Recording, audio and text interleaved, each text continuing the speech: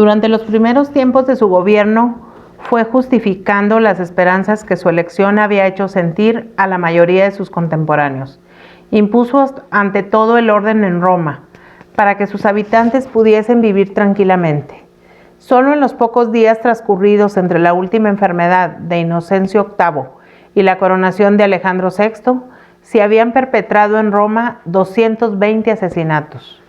Por voluntad del pontífice, 4 delegados suyos oyeron las quejas de los vecinos y el mismo Alejandro concedió audiencia a los que deseaban presentarle sus reclamaciones directamente.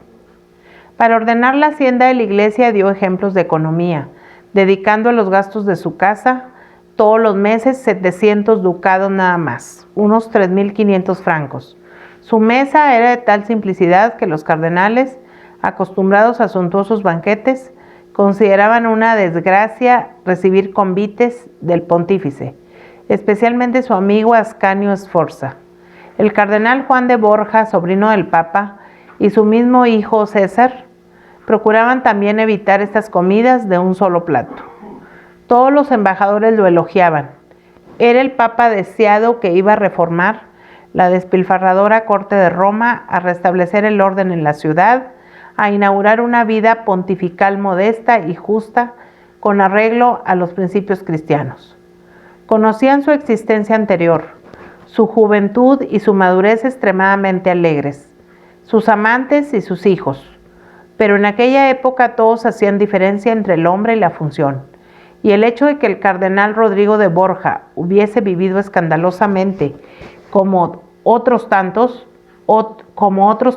no hacía dudar de que pudiera ser un gran papa. Por desgracia, siguió diciendo don Manuel, un exagerado amor a los suyos, el deseo de elevar la casa de los Borgias a un poderío permanente, dominó sus pensamientos y designios. En el fondo, era lo mismo que había intentado Calixto III al proteger a su sobrino Pedro Luis. Pero Alejandro VI ponía en sus deseos mayor vehemencia, y además sus herederos no eran sobrinos, sino hijos. Apenas se vio papa, recompensó a sus cardenales electores, dándoles todo lo prometido, y en el mismo consistorio otorgó a su hijo César, de 15 años entonces, el arzobispado de Valencia, creado por el pontífice anterior a instancias suyas. Una de las mitras más ricas de la cristiandad, rentando al año 16.000 ducados de oro. A la vez nombró cardenal a su sobrino Juan de Borja, que era ya arzobispo de Monreale. Sonrió amablemente el diplomático como si pidiera a Claudio que le perdonase lo que iba a decir teniendo en cuenta su calidad de español. No hay que olvidar además la invasión que sufrió Roma de parientes y compatriotas de los Borgias. Llegaban muchos valencianos sin más título que el de ser de la misma tierra que Alejandro, y mayor número de españoles que otras regiones de la península, enardecidos por la novedad de ver un papa compatriota de ellos. Fue a modo de una nube de langosta que se posó sobre el Vaticano, sus dependencias y propiedades. La marcha a Roma en tiempo de Calixto III resultaba insignificante en comparación con la que inició el triunfo de Alejandro VI. Era este liberal y dadivoso por naturaleza, y aunque había pasado casi toda su vida en Italia y tenía en ella sus mejores amigos, le gustaba verse rodeado de españoles hablándoles en el idioma natal. Los empleos más íntimos de su servicio daba a los agentes de Valencia, con las que podía expresarse en valenciano, lengua familiar de los Borgias. A estas causas que perturbaron los buenos propósitos del pontífice, impulsándole a vivir poco más o menos como sus antecesores, vino a unirse otra de mayor escándalo, un amor tardío, una pasión senil, que divirtió al principio a las gentes de Roma y luego a toda Italia. Sus relaciones con la Vanosa no eran ya más que un lejano recuerdo, atestiguado por la existencia de 4 hijos, Juan, César, Lucrecia y Jofre.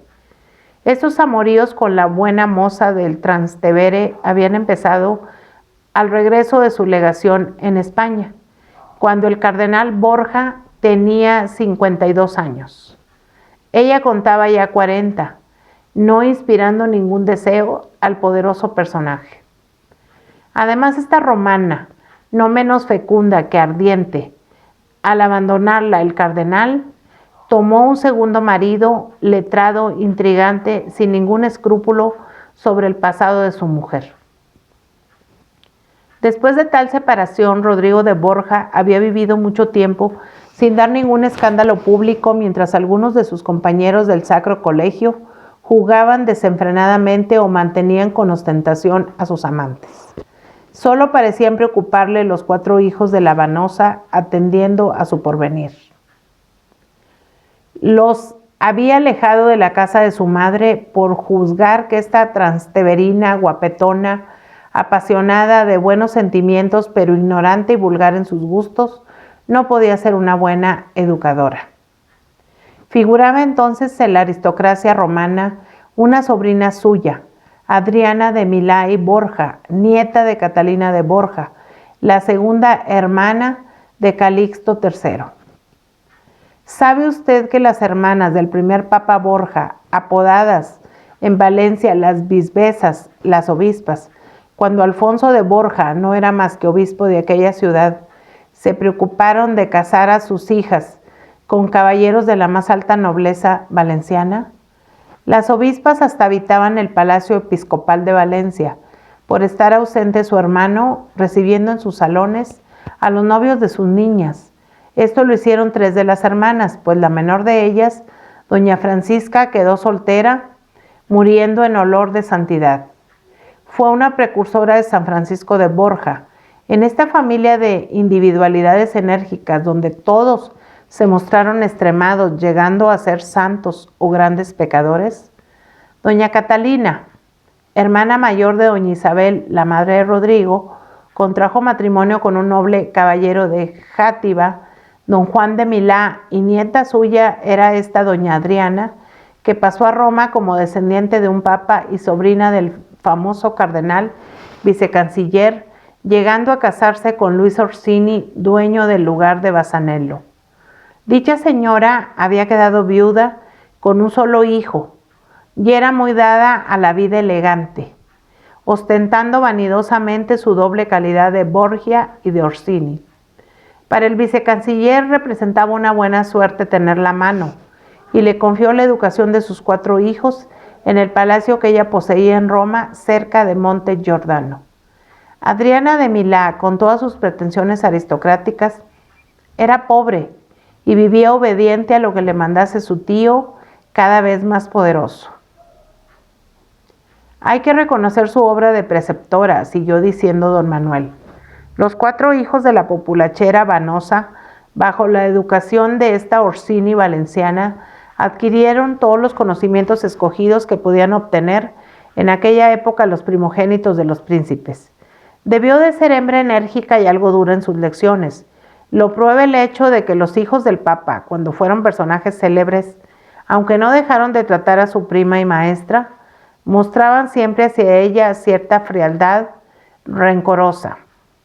Se interrumpió un momento el diplomático para añadir con malicia. Tal vez aparte de esto la odiaban por el papel que desempeñó cerca del padre.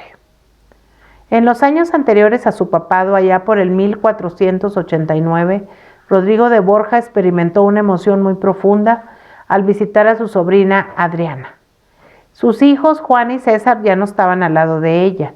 Seguían sus estudios lejos, César en la Universidad de Perusa, aprendiendo las bellas letras y ejercitándose en todos los deportes de entonces.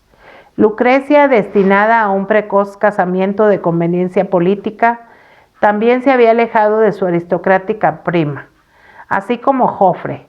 En cambio, encontró en el palacio de Orsini a una jovencita rubia de una belleza que empezaba a ser célebre en Roma, la cual, según costumbre de aquel tiempo, estaba prometida en matrimonio desde su niñez al hijo de Adriana, llamado Ursino Orsini. Dicha adolescente, Julia Farnesio, era de tal hermosura que todos la designaban con el simple nombre de la bella Julia.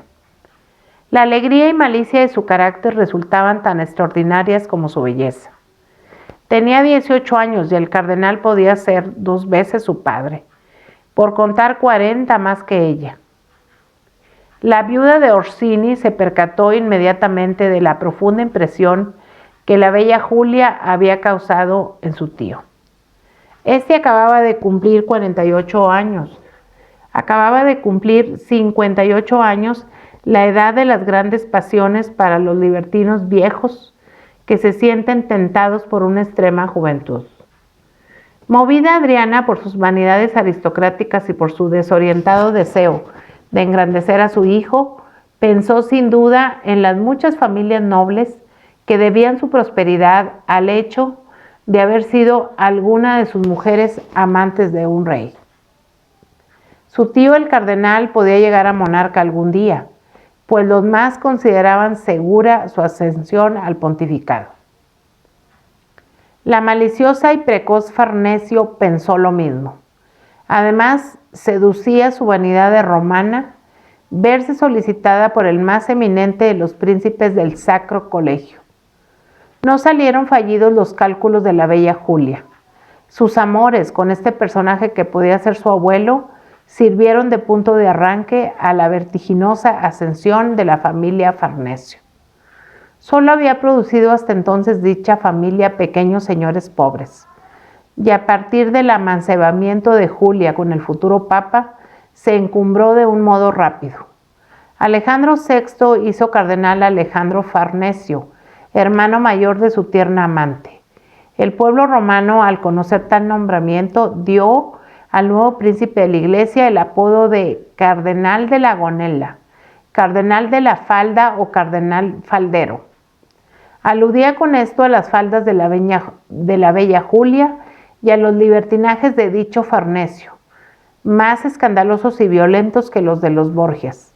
Este cardenal faldero no perdía el tiempo en cortejos ni atraía a las mujeres como el imán, según decían de Rodrigo de Borja en su juventud. Robaba simplemente a mano armada todas las que habían excitado sus deseos, aunque para ello tuviese que derramar sangre.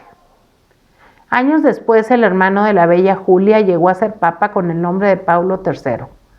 Y la última de los Farnesio, la reina del mismo apellido, moría en 1758 ocupando el trono de España. ¿Sabe usted, querido Claudio, que el protegido del Papa Borgia fue más afortunado que éste después de su muerte?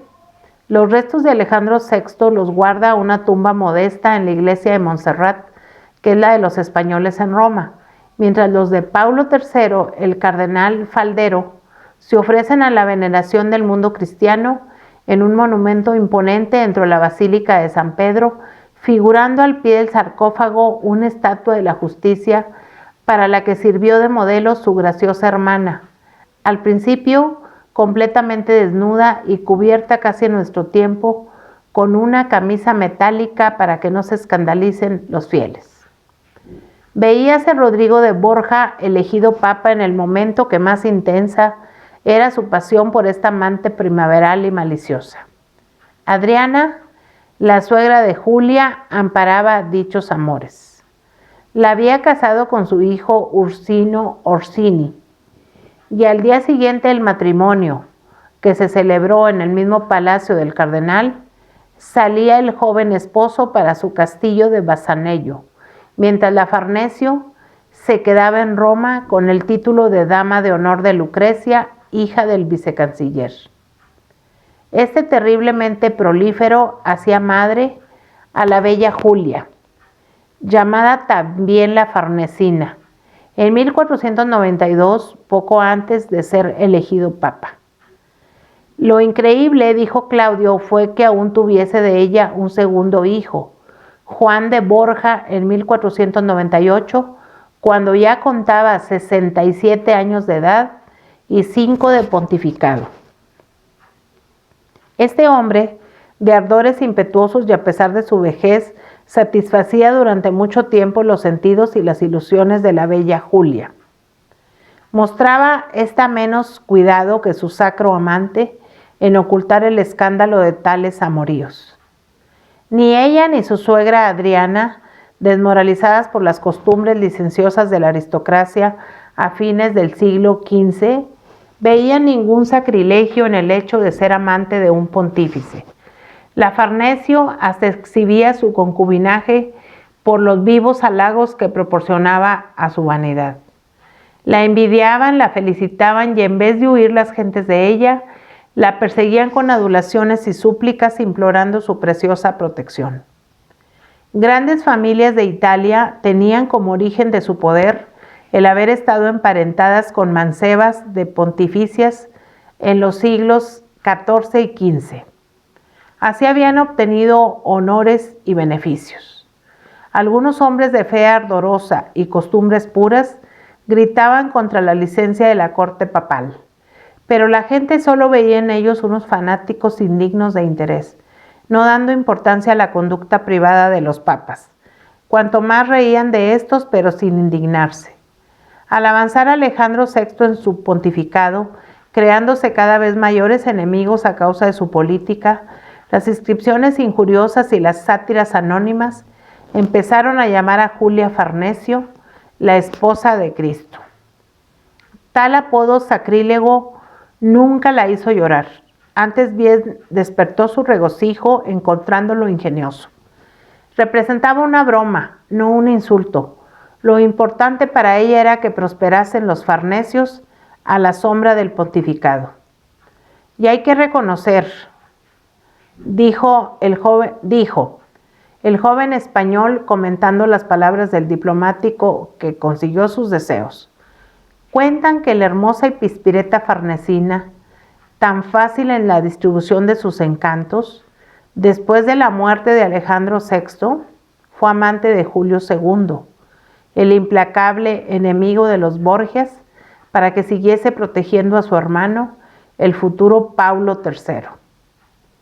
Supo trabajar con sus herramientas naturales de un modo incansable para el triunfo de la parentela. Un papa, una reina Farnesio, todo gracias a Rodrigo de Borja y a su inagotable capacidad amorosa, simbolizada por el toro rojo, emblema de su familia.